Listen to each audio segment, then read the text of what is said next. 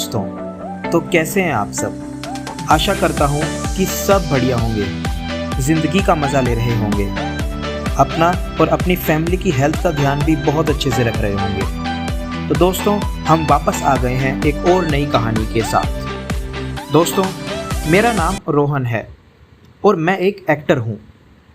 अपने कैरियर में मैंने काफ़ी फिल्म्स की, कुछ हिट रही तो कुछ फ्लॉप भी, पर एक ऐसी थी जो पूरी टीम आज तक नहीं भुला पाई।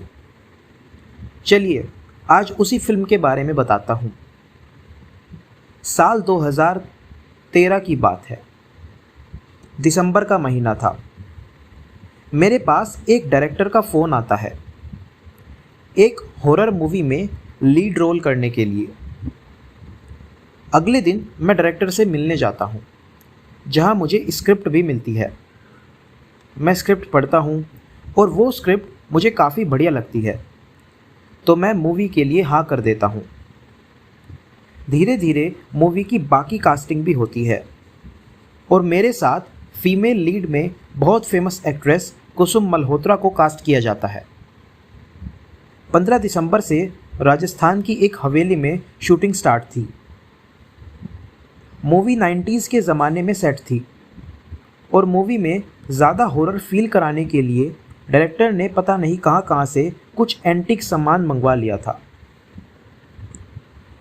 क्रू का तो ये भी कहना था कि इसमें से ज़्यादातर सामान तो ऐसा है जो कहा जाता है कि असली भूत प्रेत इससे लिंक हैं।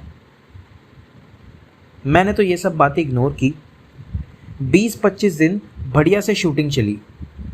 फिर एक सीन होता है जिसमें कुसुम रात को ड्रिंक करके गाड़ी में रेडियो सुनते सुनते ड्राइव करते हुए जा रही थी और तभी अचानक रास्ते में एक आदमी आ जाता है, जिससे वो आदमी की उस गाड़ी से ज़ोरदार टक्कर हो जाती है। मूवी के सीन के अकॉर्डिंग अब कुसुम को उस आदमी को वहीं तड़पते हुए छोड़ के जाना होता है।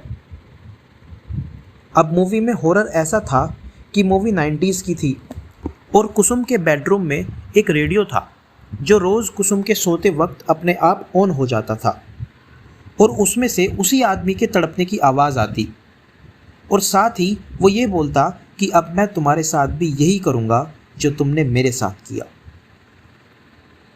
ये सब मूवी का सीन कुछ 4-5 दिन शूट करना था अलग अलग रिएक्शंस में। मूवी में कुसुम और मैं लवर्स थे और रोज़ रात को रेडियो के इंसिडेंट के बाद मुझे वो ये सब बताती थी। 4-5 दिन ख़त्म हुए और अब बाकी का शूट मुंबई में था। राजस्थान के बाद जब हम मुंबई आए तो सब एक्टर्स को 2 दिन का रेस्ट दिया गया ताकि 2 दिन में शूट लोकेशन रेडी कर सकें और सेट वगैरह भी लगा सकें। कुसुम अपने घर में ही थी और रात में जब वो सोने लगी तो उसे कुछ अजीब सा महसूस हुआ, जैसे कोई कमरे में हो, और कमरे में रखे स्पीकर में से अजीब अजीब सी आवाज़ें आने लगी। कुसुम को लगा कि शायद ये सब कुछ शूटिंग की वजह से मुझे लग रहा है, क्योंकि 4-5 दिन से मैं यही सब कर रही थी। उसने ये इग्नोर किया और सो गई। अगले दिन फिर रात को यही सब हुआ और उस कमरे के स्पीकर से आवाज़ें आने लगी कि मैं तुम्हें नहीं छोड़ूंगा, तुम्हारा भी दर्दनाक एक्सीडेंट होगा। अगले दिन शूट था। कुसुम नहीं आई और पता नहीं क्यों, शायद मूवी में जैसे वो मुझे सब कुछ रात का इंसिडेंट बताती थी, उसने रियल लाइफ में भी सबसे पहले मुझे ही बताया। मुझे भी लगा कि शायद ये सब उस शूटिंग की वजह से हो रहा है।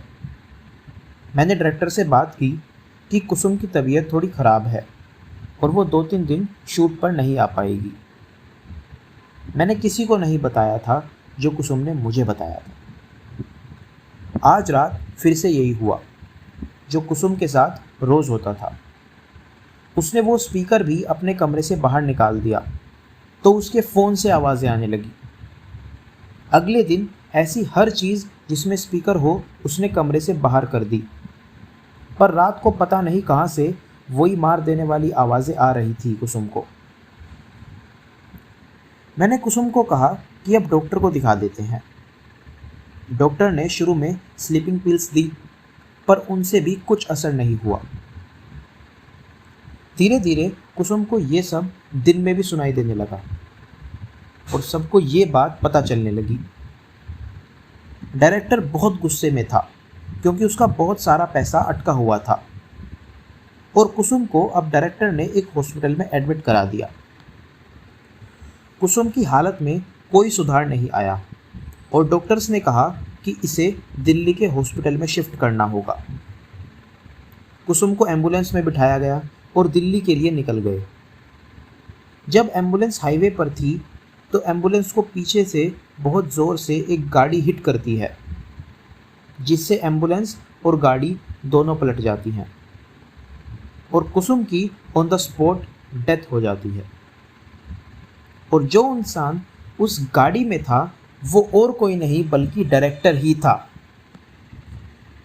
अब पता नहीं ये कैसे हुआ, क्यों हुआ, पर इंटरनेट पर लोगों ने अफवाह सी फैला दी कि डायरेक्टर ने उन भूतिया चीज़ों को अपने फ़ायदे के लिए लाया और कुसुम ने उन्हें यूज़ किया, इसलिए शायद दोनों की आपस में टकरा के ही मौत हुई।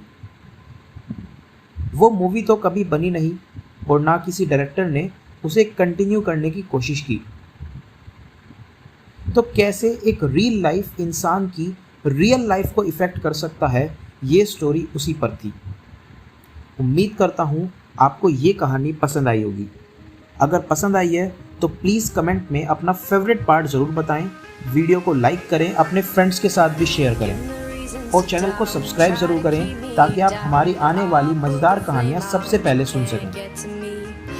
जल्दी मिलेंगे आपसे एक और नई मज़ेदार कहानी के साथ, तब तक के लिए जय।